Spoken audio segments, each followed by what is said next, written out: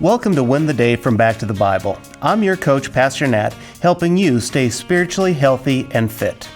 That's why today we are going to talk about unconditional love. In 1965, Nat King Cole produced and released the song Love.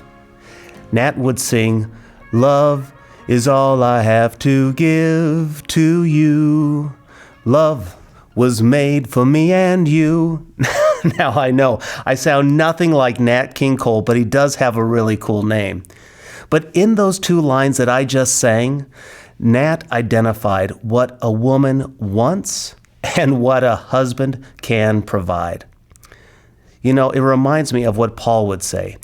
Listen to Paul's encouragement to husbands as he provides some coaching for the marriage relationship. For husbands, this means love your wives, just as Christ loved the church. He gave up his life for her to make her holy and clean, washed by the cleansing of God's word. He did this to present her to himself as a glorious church, without a spot or wrinkle or any other blemish.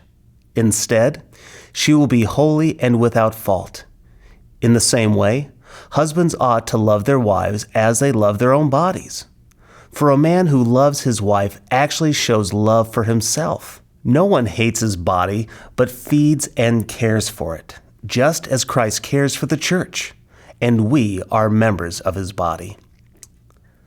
Paul says, husbands, love your wives. Paul uses the Greek word agape here. It's that sacrificial love. This love, it flows out of the notion to mutually submit to each other. It has the idea of dying to yourself to meet the needs of the other person. Now notice, though, how Paul puts a condition on this. He says, husbands, love your wife if she respects you, if she maintains a perfect figure, if she agrees with you. Wait. You were listening, weren't you? Paul never said that. There are no conditions.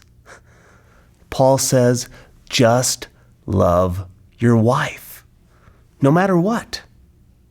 Well, why? Why should I do this? Paul, how? How can I do this? Well, Paul reminds us that Christ died for us. We were dead. We were despicable. Yet Christ died for us. You see, we couldn't look good enough for God. We couldn't behave good enough for his love. No, Christ showed incredible sacrifice in loving an unlovable wretch like me. God's love for his children is unconditional. That's why we are to show that kind of love to our spouses. This is how we are able to do this as well.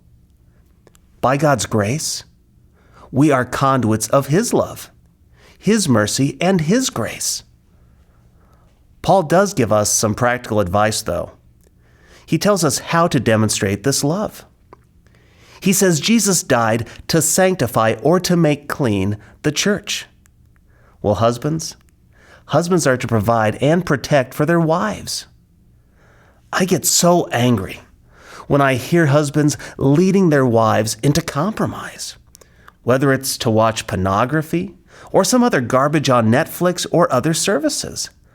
I get so angry when I hear about a husband encouraging a wife to compromise her integrity at work or in the neighborhood.